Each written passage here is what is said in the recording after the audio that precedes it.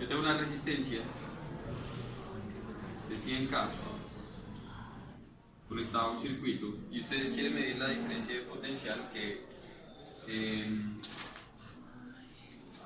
existe en esa resistencia, o la caída de potencial en la resistencia más bien. Entonces yo lo que hago es conectar el voltímetro.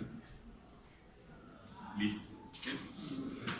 Pues no hay necesidad de cerrar circuito, digamos, yo lo puedo trabajar de esta forma. Vamos a imaginar que esto se puede hacer, la conectamos así, un voltaje pequeño.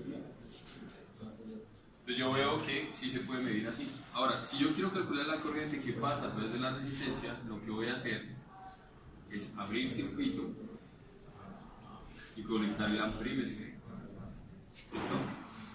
Esa es la gran diferencia entre los dos. O sea, el multímetro me va a medir el voltaje, me va a medir corriente, pero la forma como yo lo conecto es importante. El voltaje lo puedo medir con circuito en funcionamiento, digamos con circuito cerrado, pero para medir corriente necesito abrir circuito. O sea, el amperímetro prácticamente es el que va a cerrar el circuito. ¿Listo? Eso es importante. Entonces, cuando nosotros abrimos aquí el circuito y lo cerramos con el amperímetro, nos dio una corriente de 1.25 amperios. La pregunta es, en ese circuito,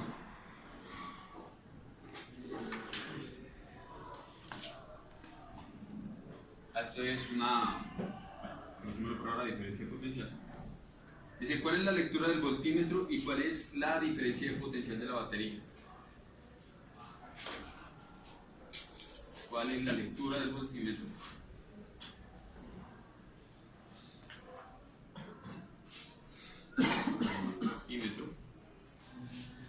Y la diferencia de potencial a la cual está conectada la batería. Para poder resolver, tienen que llevarlo a circuito equivalente, ¿sí? Y empezar a devolverse aplicando propiedades para saber cómo es que se está comportando el circuito. Entonces, ustedes conocen, miren el análisis que hay que hacer a este circuito, muchachos. Ustedes conocen la corriente que está pasando a través de esta resistencia, ¿cierto? Por lo tanto, conocen el voltaje, ¿sí? Si yo conozco corriente y multiplico por resistencia, puedo calcular diferencia de potencial. Como las tres están en paralelo, ¿qué tienen las tres igual? La misma diferencia de potencial. Si ustedes tienen todas las diferencias de potencial de esas tres, esa diferencia de potencial también va a ser la misma de la resistencia equivalente de las tres, ¿sí o no? Y cuando ustedes hacen la combinación les va a quedar de aquí de estas tres una sola.